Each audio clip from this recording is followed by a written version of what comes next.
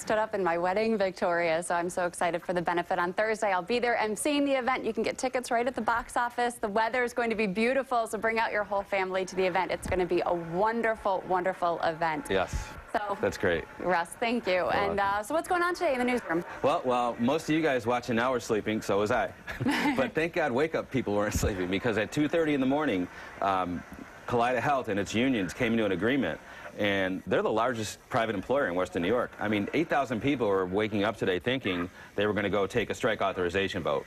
So they have to be quite relieved to at least see a tentative deal on the table.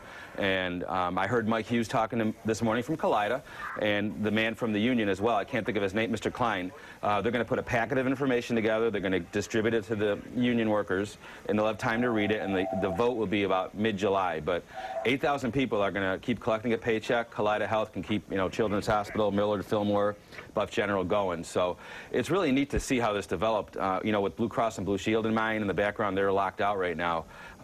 From the outset, both sides really said, we want to get a deal. And when it came down to the deadline last night, they got a deal, because neither side wanted a strike. And so we're going to follow up on those angles today. And again, it's just great news that there's not going to be a work stoppage. At least it appears that way anyway. So. Good news for all those workers out there. Absolutely. Anything else going on? Yeah, Peter Frampton is still alive.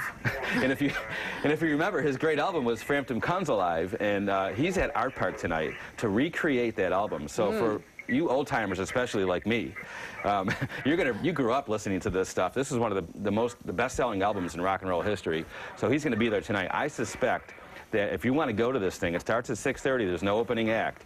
You better leave now, because you're not going to get anywhere near this thing. But it's a huge event. I mean, it's just quite a cultural event. It's going to be something to see tonight. All right, Rose, thank you. Log on to WIVB.com for a lot more stories that we're working on. Joe, back to you.